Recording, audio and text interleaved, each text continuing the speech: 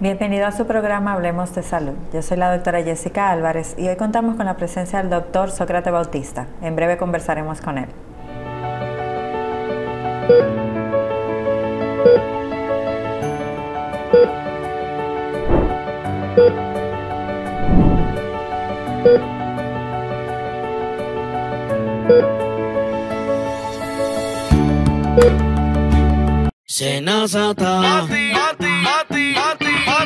Descubre todo lo que puedes hacer con los canales alternos Senasa.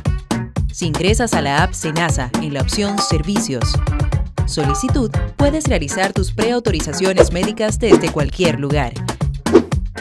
Y si necesitas verificar el estatus de tu solicitud, también lo puedes hacer desde casa, ya sea en la oficina virtual www.arssenasa.gov.do o desde la app. Senasa, nuestro compromiso.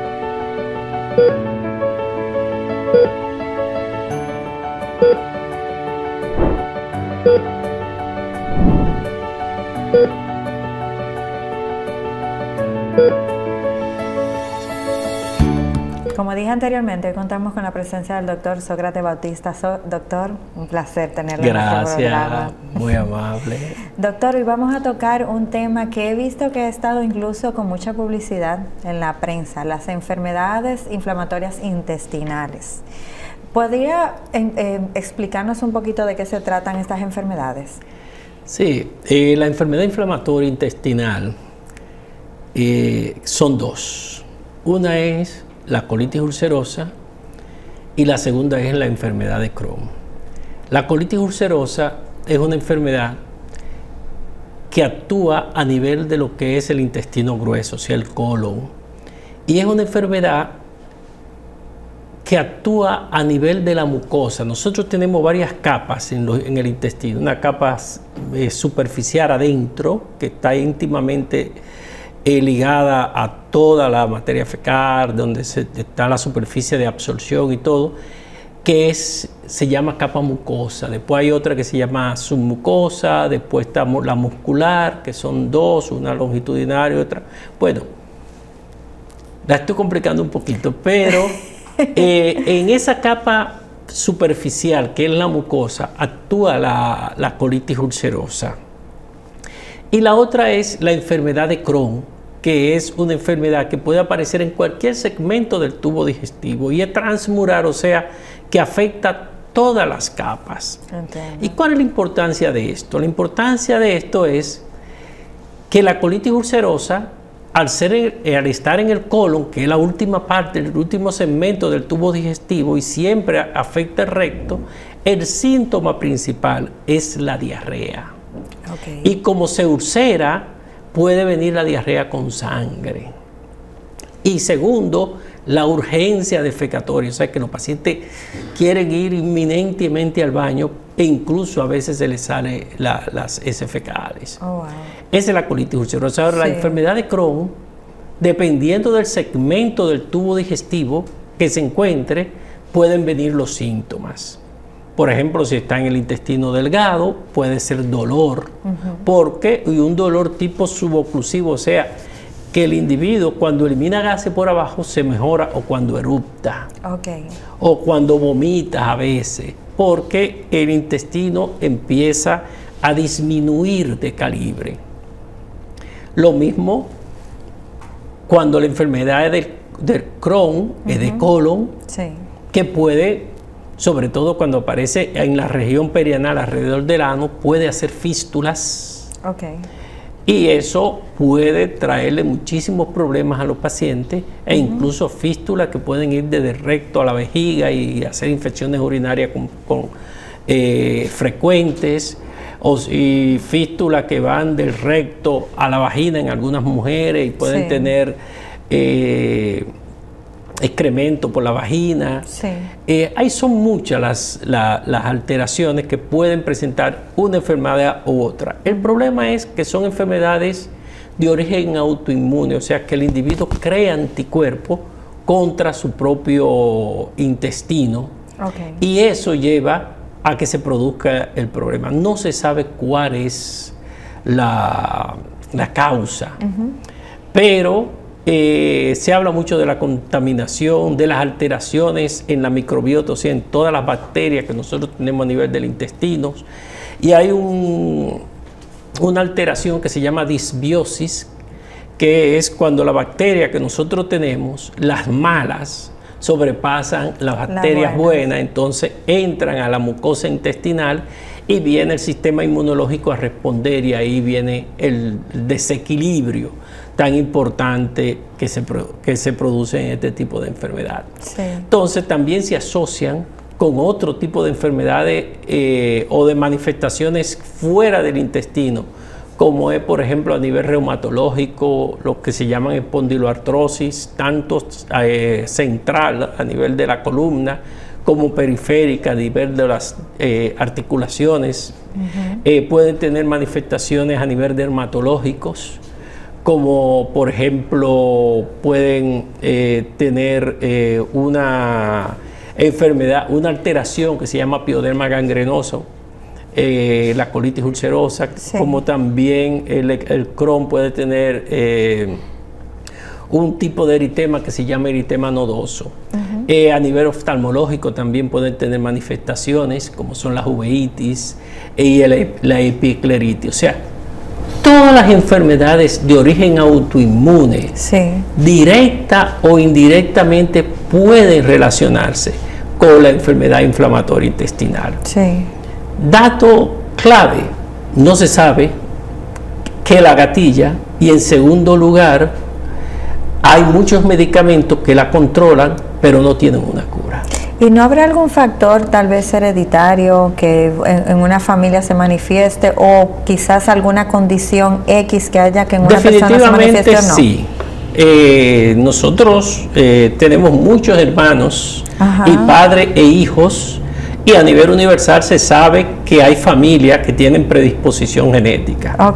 De hecho, hay un artículo que salió ahora de un gen, de una mutación genética, que todavía no he leído el artículo, solamente vi la publicación que salió en la BBC de Londres, de un gen que una gran cantidad de los pacientes con enfermedad inflamatoria lo tienen mutado. ¿Cuál es el gen? No te puedo decir todavía, porque no he leído el artículo.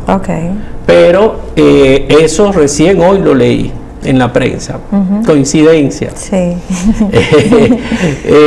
Pero hay muchos genes que están envueltos en la enfermedad inflamatoria. Definitivamente los gemelos homocigotos, los mellizos y hermanos tienen muchas. Yo tengo muchos hermanos que ambos tienen la enfermedad.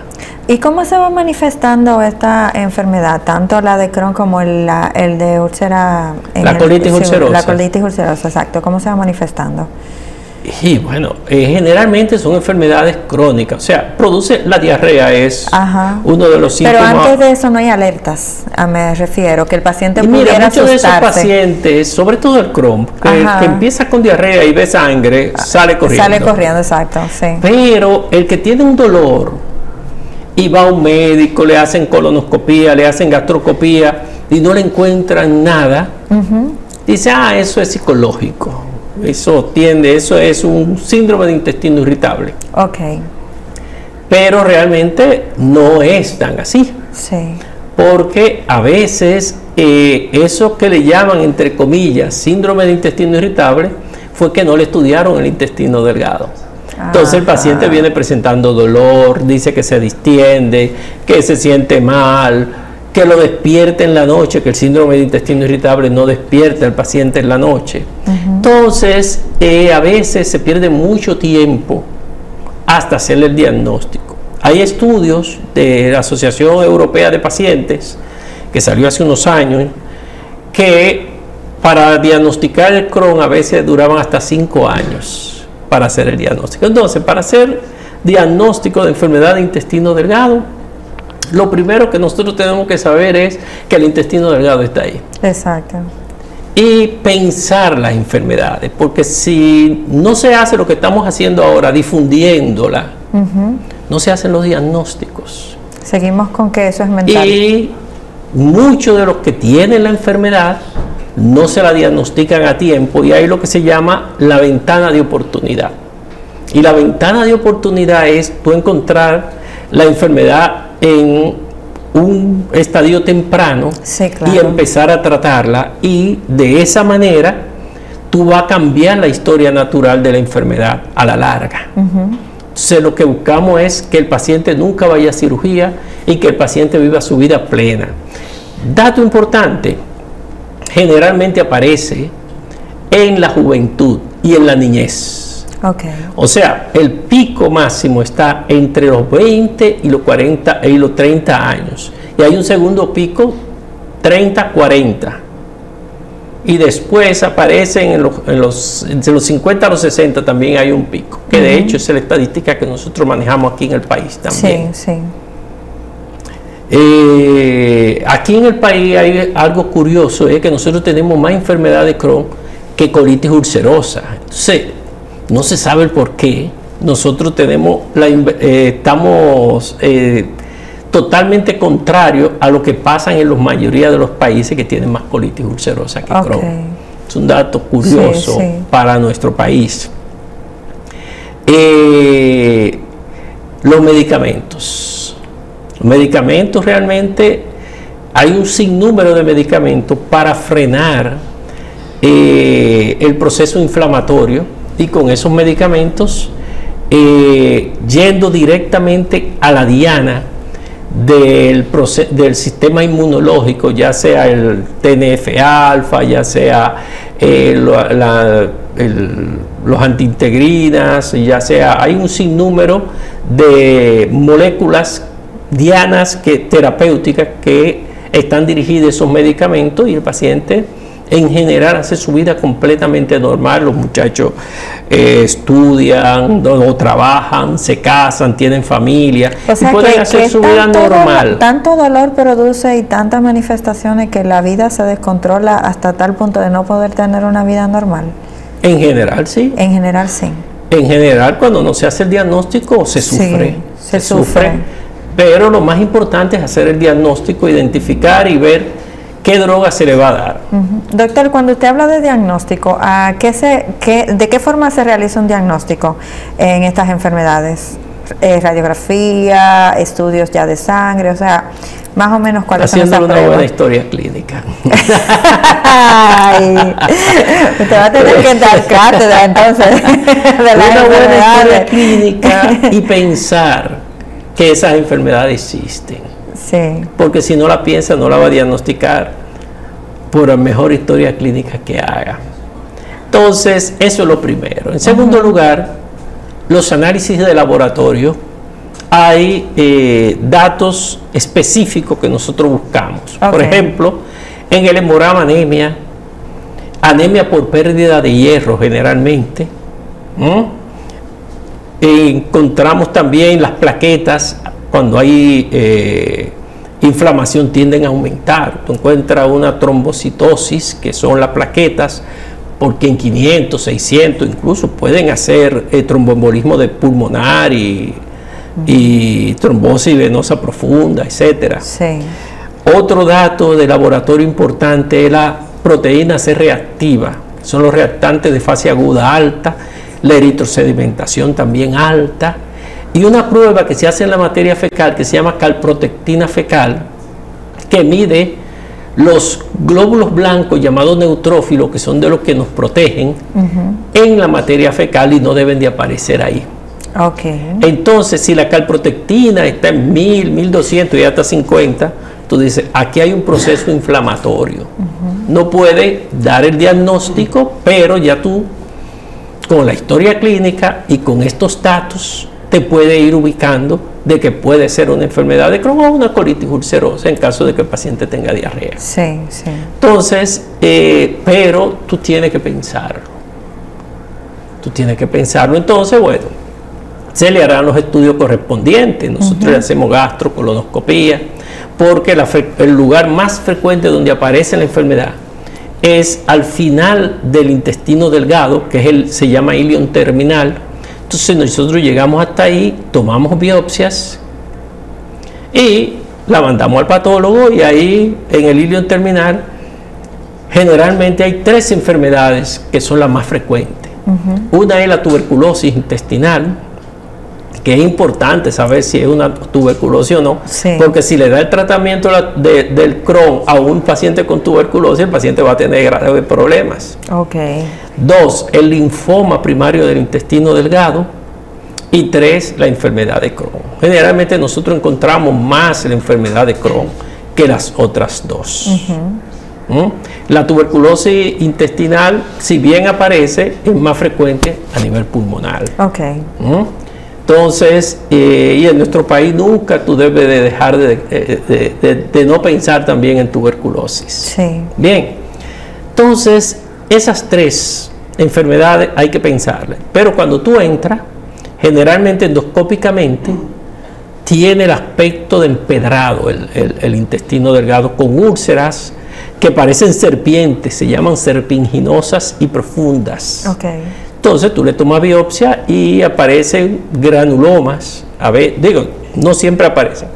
En general deberían de aparecer, y eso le da el sello del diagnóstico. Eso es en la anatomía patológica. Entonces ya con ese diagnóstico, bueno, ya vamos de robo cuando aparecen los granulomas. Te lo está diciendo de buena manera, pero no es tan bonito. Bueno, no, el asunto, mira, cualquier enfermedad, por terrible que sea, lo más importante es hacerle el diagnóstico. Porque la incertidumbre más grande es cuando tú te sientes mal y no tienes diagnóstico. Y no sabes por la razón, exacto.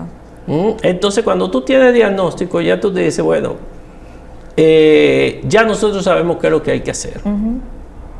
Pero ¿hay alguna razón en específico por el cual quizás tal vez se descuide esta parte para el diagnóstico? Lo difícil de llegar es el intestino delgado. Ahora la tecnología nos está ayudando. Nos está ayudando la resonancia, se está haciendo lo que nosotros llamamos enteroresonancia, y la enteroresonancia nos presentan datos, sobre todo a nivel del ilion terminal y otras partes del intestino delgado, sugerente de enfermedad de Crohn, y nos dice, bueno, tú le puedes hacer un estudio más sofisticado, si no está disminuido de calibre, que es la videocápsula endoscópica. La videocápsula endoscópica es una camarita en una píldora, una cápsula, que el paciente se la toma con un receptor por fuera y le va tirando fotos de todo el intestino, le va grabando todo. Y al final, bueno, se coloca en un monitor, y nosotros podemos ver todas las fotos que tiró la videocámara, desde la boca hasta que llega al colon. Por lo menos entre 8 y 12 horas. Cómo sale. Bueno, sale por los orificios naturales. Y qué bueno que salga por ahí, pero no agarramos la videocápsula, porque realmente la videocápsula tan pronto se desecha, ya no vuelve más, ni hay que reciclarla ni nada.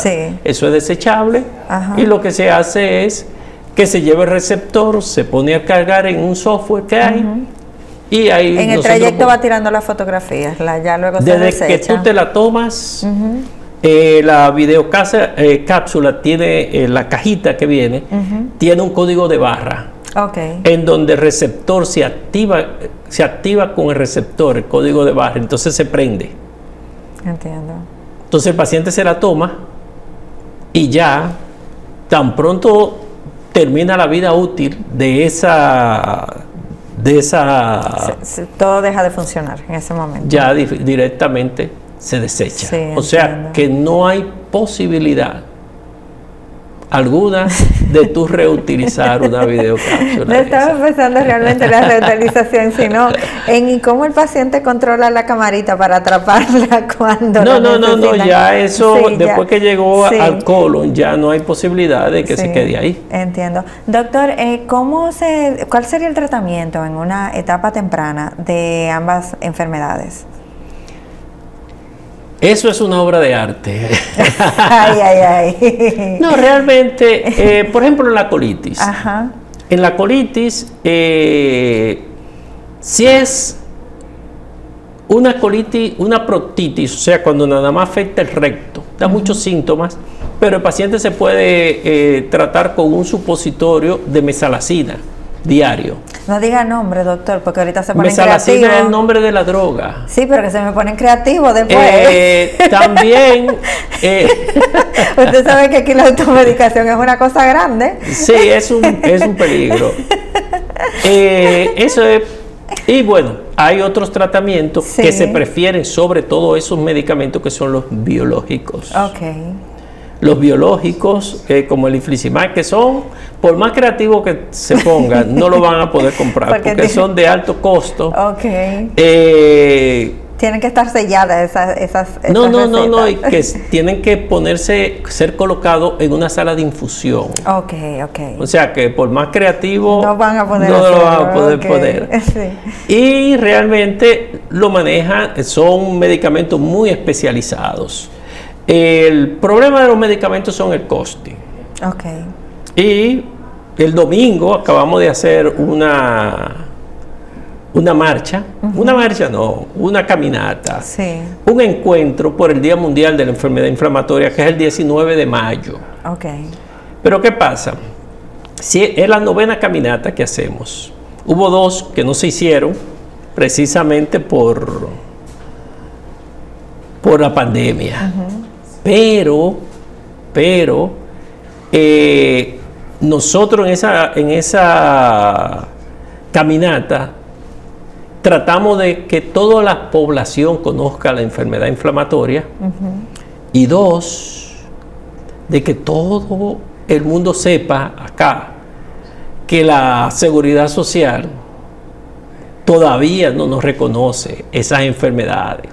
Okay. Y te voy a dar un dato más importante, que esto realmente se está comportando como una pandemia. ¿Por qué?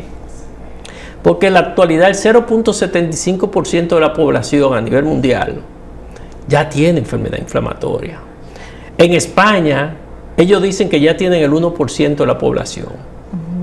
Pero la proyección es que para el 2030, el 1% de la población tenga enfermedad inflamatoria. Y para el 2050, el 2% de la inflamación de la población. O sea que esto es un dato no menor de qué está pasando, si es la contaminación, si el paciente genéticamente predispuesto a la contaminación lo está llevando a tener la enfermedad. Tendría que ver también el cambio quizás en la alimentación y que realmente estamos viendo que hay mucha contaminación en las propias cosas que estamos utilizando, aun cuando la tengamos en la casa. Porque yo he estado leyendo artículos donde en los pescados se están encontrando plásticos y sustancias y alimentos que quizás uno tiene en la casa y cree que está comiendo sano. Mira, es importante, es un dato muy importante, la alimentación. Sí. Cuando yo era chico, en mi casa todo lo que se comía se cocinaba allá en mi casa. Sí. Arroz, y se sembraba en el patio carne, muchas se sembraba, cosas. hortalizas, etcétera, sí, claro etcétera. que sí. Entonces, comíamos bien. Nada de alimentos exóticos. Pero, comida rápida. Y toda esa comida rápida, no, eso nosotros lo veíamos en la película de Estados Unidos. Quizás tal vez el día de su cumpleaños. Entonces, ni siquiera, porque es que en ese entonces, el día de mi cumpleaños podían celebrármelo en el patio de la casa, pero no, de ninguna manera se iban a restaurantes. Sí. Y no habían cadenas de comida rápida. En República Dominicana, y yo no soy tan viejo, No, estoy calculando la edad, no se preocupe. Yo cuando yo estudiaba medicina, que yo estudié medicina en San Pedro de Macorís en los 80, yo estuve del 83 al 89. Sí. En San Pedro de Macorís, yo no recuerdo que haya un solo restaurante de comida rápida en ese entonces. Sí. Bueno, doctor, yo tengo las memorias en el patio de mi abuela donde se sembraban y se criaban los animales. Entonces, desde que llegaron todas esas empresas de comida rápida, Sí. empezó a aumentar aquí en República Dominicana. Y fíjate que República Dominicana ha avanzado bastante económicamente para lo que era cuando yo estudiaba, pero aquí tú sales ahora mismo, para yo llegar acá, yo realmente tuve que gastar mucho combustible Sí. por el embotellamiento que hay en la calle. Sí, claro. Eso es contaminación. Totalmente. La cantidad de comida que se comen, La basura rápido, en la calle, son muchas cosas. los enlatados, todos los alimentos, gran cantidad de los alimentos de la dieta, ya sea directo o indirectamente, son importados o son enlatados aquí. Sí. Entonces, todo eso tiene conservantes. Dicen que el alimento que no se pudre no es alimento. Sí. Entonces, es un problema. Sí, claro. Es un problema y nosotros tenemos muchísimos alimentos ricos acá. Este es un país tropical, pero la gente ahora mismo vive de espalda a nuestras raíces, a nuestra alimentación, sobre todo los jóvenes, ¿no?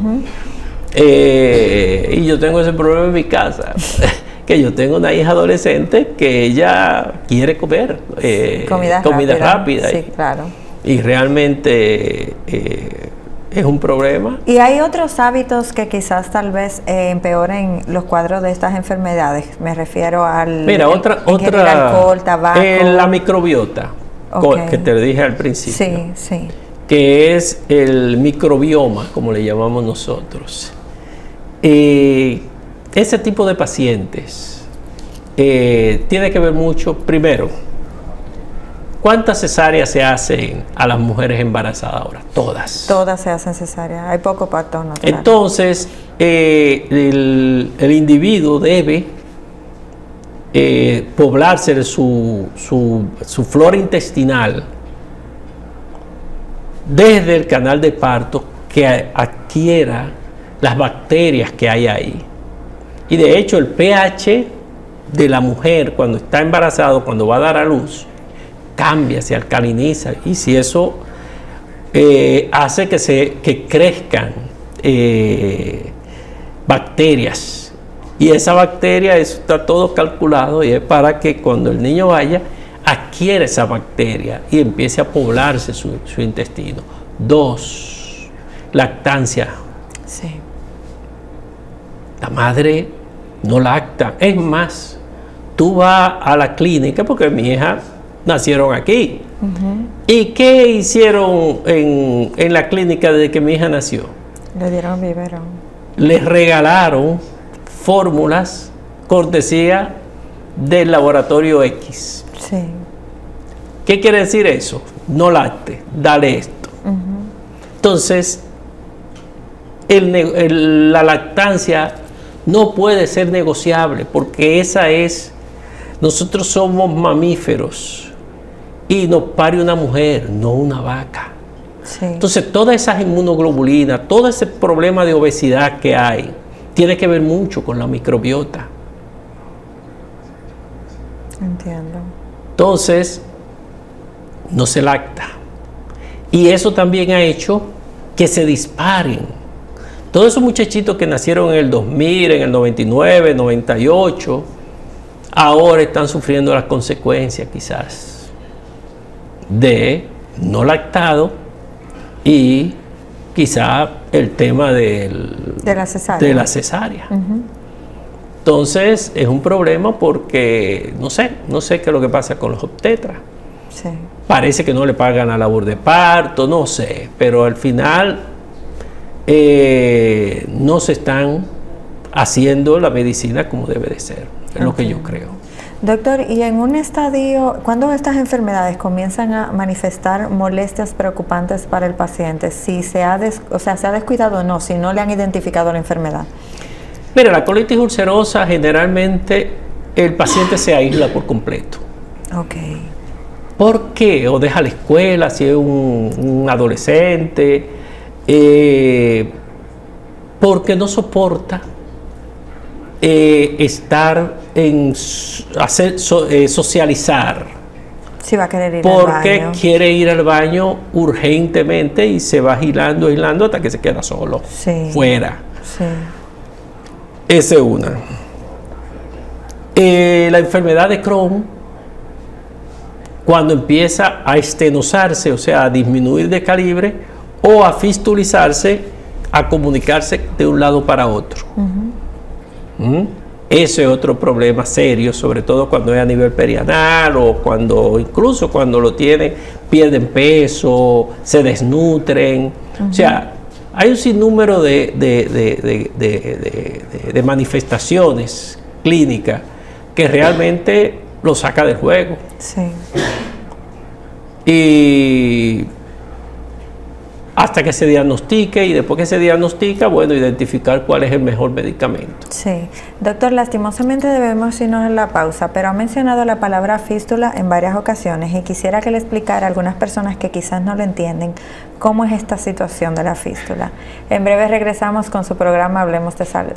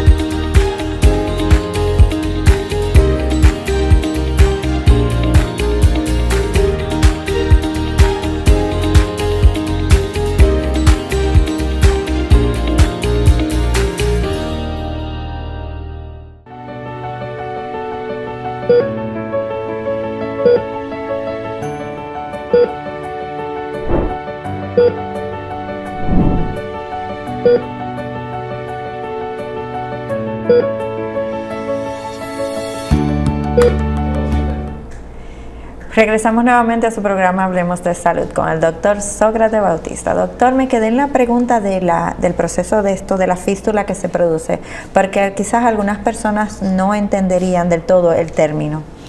Fíjese, la fístula es la comunicación entre una cavidad con otra. Ok.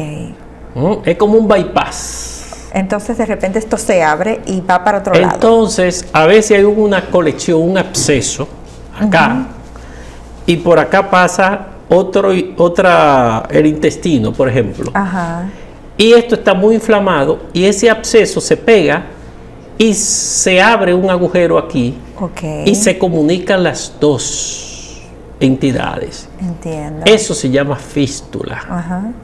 Entonces, aquí hay materia fecal, pero aquí quizá no hay materia fecal. Y no la necesita. Exactamente. Entonces, si es a la vejiga, entonces el paciente empieza a hacer infección urinaria y cuando va a orinar, le sale aire. Eso se llama neumaturia. Y eso es sinónimo de que eso está fistulizado. Obviamente, el médico con la historia clínica se va dando cuenta de que esas cosas están pasando y el paciente obviamente es un paciente que ya tú lo encuentras deteriorado. Un paciente que pierde 20, 30 libras. Es un paciente que la piel se le pone seca porque está desnutrido, el cabello a veces es frágil, a veces tienen disminución de la agudeza visual por deficiencia de vitamina A. Entonces, hacen mala absorción. O sea, no absorbe. Pueden comerse una vaca y no absorben los alimentos correctamente. ¿Y qué se hace en este caso con los pacientes? ¿Tienen que llevarlo inmediatamente a cirugía?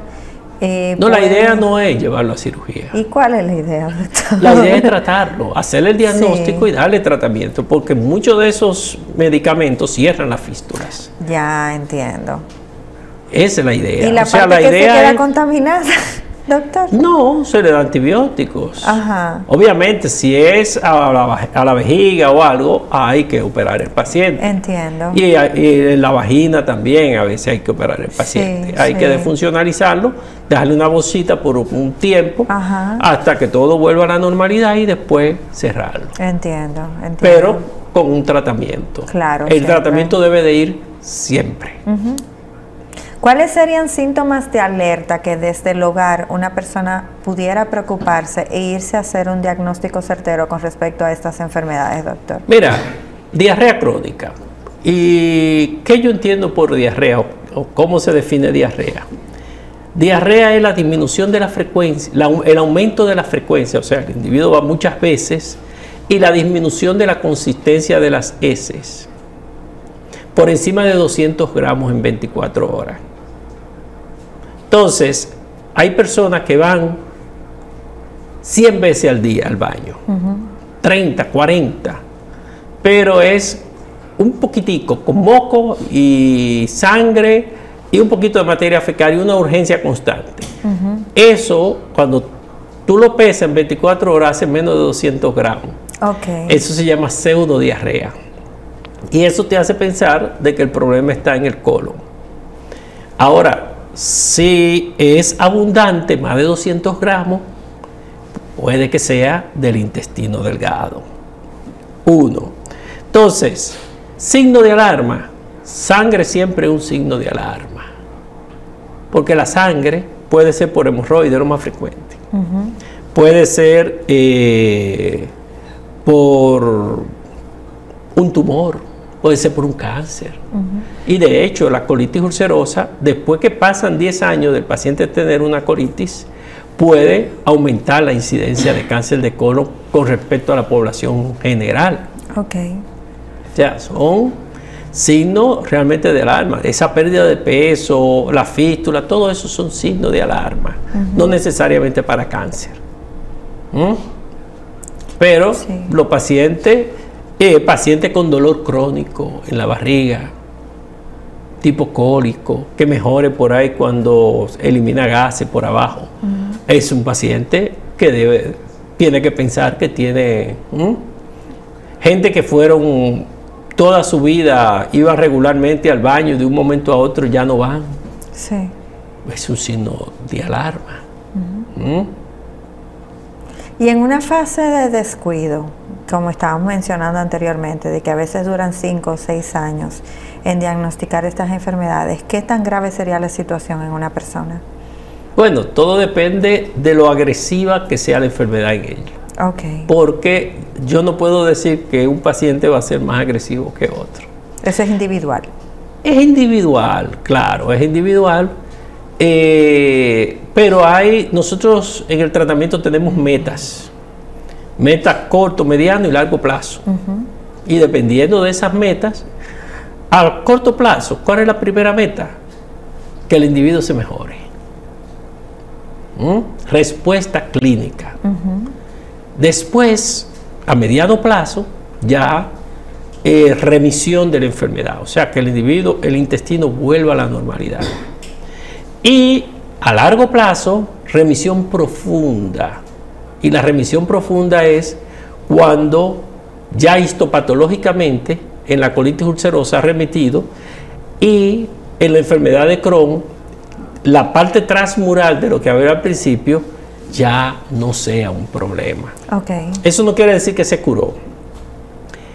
Eso quiere decir que se inactivó.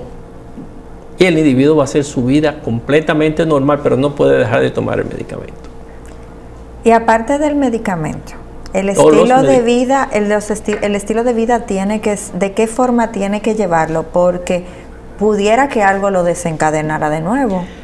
Bueno, el paciente puede hacer su vida normal. Okay. Como te dije, puede casarse, la mujer puede tener sus hijos, puede tener su familia, puede hacer su vida completamente normal. Y la alimentación, puede comer de todo. Ahora, nosotros no negociamos el que esté comiendo comida chatarra ni comida procesadas. Claro. Pero el paciente cuando está inactivo puede hacer su vida normal. Entiendo. ¿Ha tenido casos de pacientes que luego regresan nuevamente por descuidos quizá o que se cansan? Porque somos una población necia, somos una población que no vamos a beber unas pastillas todo el tiempo. No es uno, lo primero es que las enfermedades inflamatorias no se trabaja individual, se trabaja en equipo. Yo ahora mismo te estoy hablando acá, pero nosotros somos un equipazo. Ok. Nosotros tenemos una plataforma, no, tenemos psicólogos, tenemos reumatólogos, nutriólogos, o sea, es un equipo y los gastroenterólogos somos muchos. Sí. Entonces, tenemos incluso una plataforma por donde llevamos los pacientes y llevamos las estadísticas. Sí. En los diferentes lugares.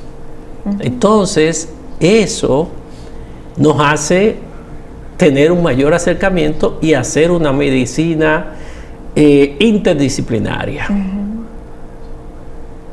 Usted acaba de mencionar psicólogo y que me ha mencionado en varias ocasiones que le da a pacientes muy jóvenes. Me imagino que tienen que tener involucrados jóvenes. Definitivamente tenemos psicólogos jóvenes. No me refiero a cuando tienen que tratar con esta población jovencita que tiene estas situaciones de aislarse para ir al baño, porque tienen que ir al baño constantemente y todo eso.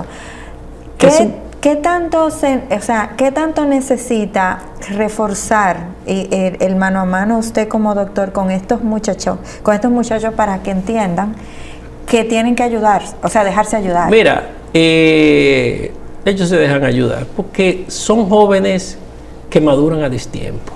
Entiendo. Y obviamente siempre es importante tener un profesional de la psicología e incluso a veces hasta de la psiquiatría que le dé el apoyo. Obviamente nosotros conocemos la enfermedad y al conocer la enfermedad y hemos tenido la experiencia por muchísimas variables que pueden pasar y la hemos visto, entonces nosotros podemos ir ayudándole, pero preferimos que sea un profesional. Sí, claro. Un profesional de la psicología, pues nosotros no somos psicólogos. ¿Tú me entiendes? Sí.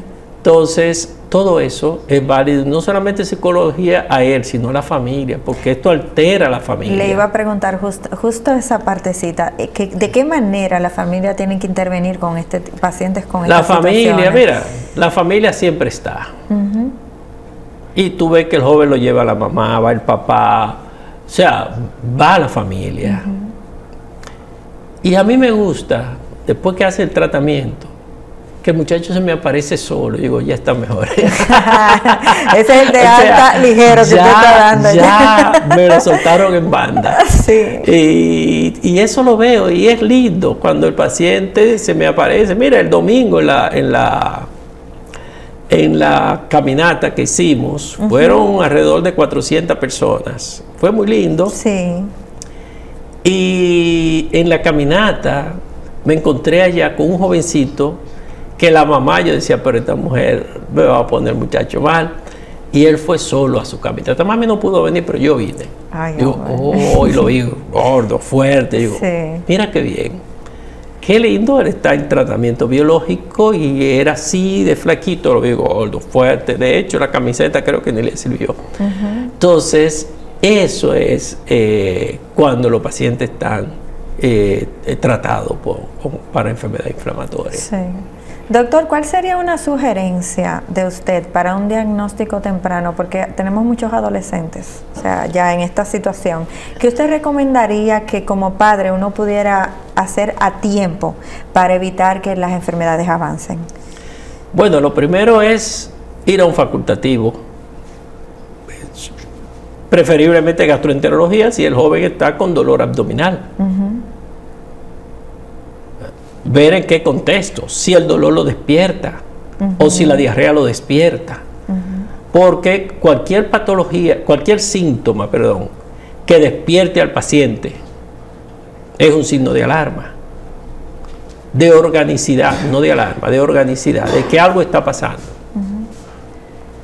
En la parte de la automedicación, Que sabemos que somos un país que nos automedicamos por cualquier cosa. En realidad, la diferencia que hay entre un médico y un curandero es el diagnóstico. Okay. Todo el que da medicamentos sin diagnóstico está ejerciendo la curandería aunque sea médico. Entiendo. Entonces, nosotros tenemos que tratar de hacer el diagnóstico. Obviamente, te llega un paciente de cuidado intensivo, si hay que intubarlo, hay que tomar medidas de urgencia, se toman. Sigue el diagnóstico y después se averigua. Sí, claro. Pero lo correcto es usted hacer un diagnóstico. Yo no doy medicamentos si yo no tengo el diagnóstico. Hasta he perdido pacientes por eso. Ay, que me tenía ahí dando vueltas. No tengo el diagnóstico, no te puedo dar porque yo no sé lo que tienes. Sí. Entonces, hay que tratar de hacer los diagnósticos. Y dejarse ayudar, porque a veces los médicos tenemos el ego muy alto y creemos que no lo sabemos todo y no es verdad. Y en el caso del paciente que se automedica en la casa para mermar los síntomas y tal vez se lo está haciendo mal y obviamente no se va a mejorar si él se está automedicando. Esta automedicación puede ir empeorando el dolor. Puede empeorar el dolor. Déjame decirte una cosa. Sí. Si tiene dolor y se toma un antiinflamatorio, los antiinflamatorios son fatales para la enfermedad de Crohn y la colitis ulcerosa. O sea que lo que está es echándole leña al fuego. Entiendo. Si fuman, si vapean, están echándole la leña al fuego. Sobre todo en la enfermedad de Crohn. Entonces hay que estar claro de qué te conviene y qué no te conviene. Digo, fumar no le conviene a nadie, claro, aunque no tenga pero te acaba de mencionar colitis. algo muy importante, el vapeo, y el vapeo está siendo muy común en los jóvenes, sumamente. Sí. Entonces, ¿qué le produce este vapeo a un joven que tenga alguna de estas enfermedades? Le exacerba. Sobre todo el Crohn, se exacerba mucho con el fumar y el vapeo. Sí. Y en el caso del alcohol, doctor, no presenta ningún... Realmente no está relacionado directamente, pero un paciente que esté en esas condiciones no puede tomar. De hecho, no toman casi ninguno. Sí. No tienen el deseo de ir a tomar. Sí. Y cuando esos pacientes están inactivos, puede ir a su fiesta, tomarse una cerveza, no va a pasar nada. Ok. Y en los estilos de vida que estamos llevando, donde quizás sin ir a los médicos o a los nutricionistas que se necesitan, estos adolescentes o estos jóvenes se someten a dietas estrictas y situaciones que lo tienen por tiempos prolongados sin ingerir alimentos, ¿qué puede provocar esto en estos síntomas? Eso puede provocar cualquier cosa. Sí, porque es que realmente es... mira, el organismo necesita 3 cosas. Hidrato de carbono, glucosa y aminoácidos, que son las proteínas. Eso necesita el organismo.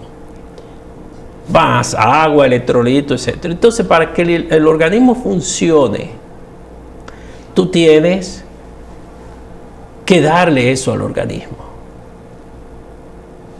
Ahora, si tú tienes una obesidad, bueno, vamos a ver por qué el paciente tiene obesidad. Pero tú no puedes agarrar y hacer una dieta. La dieta tiene que ser equilibrada. Sí. Tiene que tener esos 3 componentes. Pero si tú le quitas uno, el paciente, bueno, va a bajar de peso porque se va a desnutrir por la falta de, por ejemplo, proteínas. Sí. Y si nada más le da proteína y no le da grasa ni le da hidrato de carbono, también se va a desnutrir. Y va a entrar el organismo en una catabolia que va a perder peso. Pero ¿por qué está perdiendo peso? ¿A cuesta de qué? Entonces tú lo que estás es sometiendo al organismo a un estrés innecesario. Cada paciente es un ente individual. y hay que estudiarlo como tal. Sí. Doctor, ¿hay alguna forma de que tanto las enfermedades inflamatorias intestinales produzcan otro tipo de patologías que en consecuencia? No producen manifestaciones Ya las que mencionó extraintestinales. antes, sí. Hay una, por ejemplo, que es la colangitis esclerosante primaria, que en el hígado, que se produce y te puede llevar a una cirrosis, se relaciona con la colitis ulcerosa. Y de hecho, los que tienen colangitis esclerosante primaria, se les duplica la posibilidad de poder tener cáncer en el colon. Okay. O sea que eso sí es un signo de alarma cuando los pacientes tienen la colangitis esclerosante primaria. Sí. Y pacientes que tal vez tengan un metabolismo muy lento y que dure mucho tiempo para ir al baño, tengan acumulación quizás de la S en el intestino, ¿esto no pudiera ser una fuente por la acumulación de bacterias? Eso es un estreñimiento. Sí. Y el estreñimiento hay que hacer el diagnóstico porque el estreñimiento es un síntoma, no es una enfermedad. Okay. Entonces, bueno, hay que ver por qué el individuo se estreñe. Sí. Y el individuo se puede estreñir por sin número de cosas, por problemas de que esté tomando algún medicamento, porque tenga hipotiroidismo, porque sea diabético, porque tenga problemas en la motilidad del intestino, por ejemplo, porque tenga problemas para evacuar en la defecación, que tenga una discinergia anorrectal. Y eso, la gente dice, una discinergia, ¿qué es eso? Y una discinergia es, nosotros tenemos, vamos al baño y tenemos el ano, cuando la materia fecal llega recto, la parte final del intestino grueso, nosotros tenemos el colon, el ano. El ano es un esfínter, son dos esfínteres, uno arriba del otro. Uno se llama esfínter anal interno y otro se llama esfínter anal externo. Cuando las heces llegan al esfínter anal interno, se abre, es involuntario. Y eso manda una señal al sistema nervioso central que dice, quiero ir al baño. Entonces, si usted va al baño, abre el esfínter anal externo y se produce la defecación. Okay. Entonces, la primera causa de estreñimiento es, cuando, en vez de usted abrir, cierra.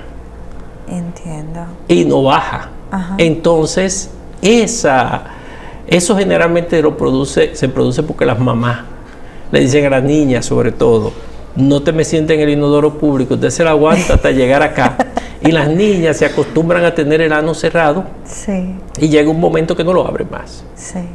Entonces se convierte en estreñida de que son pequeñitas. Entonces, sí, ese tipo de estreñimiento, lo que hay es que reeducar el individuo. Primero hacer el diagnóstico y en segundo lugar reeducar el individuo con una terapia que se llama terapia de biofeedback y va a ir normal. Entiendo. Ahora es diferente al que tiene una obstrucción allá arriba y que iba normal, pero ahora no va. Sí, entiendo. Sí. Entonces son cosas diferentes, pero los síntomas, nosotros no tratamos síntomas, tratamos diagnóstico. Entiendo. Todo el mundo dice, pero dale agua, pero dale fibra. No, haré el diagnóstico. Haré el diagnóstico. Doctor, me gustaría, lastimosamente se nos ha acabado el tiempo, pero me gustaría dos cosas. Una, que le deje un consejo a la población respecto a estas enfermedades que quizás tal vez las están pasando por alto. Y la segunda, que deje su contacto para cualquier persona que quiera ir a su consulta. Gracias.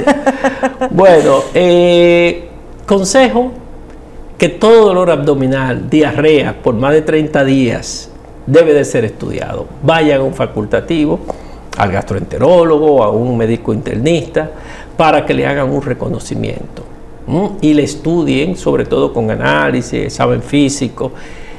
No necesariamente hay que hacerle videocápsula ni nada de entrada a los pacientes, así que es importante que vayan a un facultativo, que es el que le puede ayudar. No se lleven de la vecina, no se lleven del médico naturalista, no, vayan para que le hagan un diagnóstico. ¿Me entiende? Es fundamental esto, si son jóvenes, a cualquier edad, no importa la edad, aunque esto sea más frecuente en jóvenes. El diagnóstico, lo ideal es hacerlo a tiempo. Sí. Bien, hay muchas enfermedades. Estas han ido en crecimiento constante en nuestro país y en el mundo. Y nosotros tenemos que trabajarla. Claro. ¿Me entiendes? Y se deben de hacer los diagnósticos para que un equipo multidisciplinario, si es eso, lo trate. Y mejore esa calidad de vida. Y vuelva a hacer su vida normal, que es lo más importante. Sí. Y en cuanto a mi teléfono, yo estoy en Radio Clinic, el teléfono es 809-685-0794. Eso ahí en la Pedro Enríquez Ureña, número 83. Perfectísimo. Doctor, ha sido un placer haberlo tenido en nuestro programa, realmente. Se despide hasta un próximo programa la doctora Jessica Álvarez.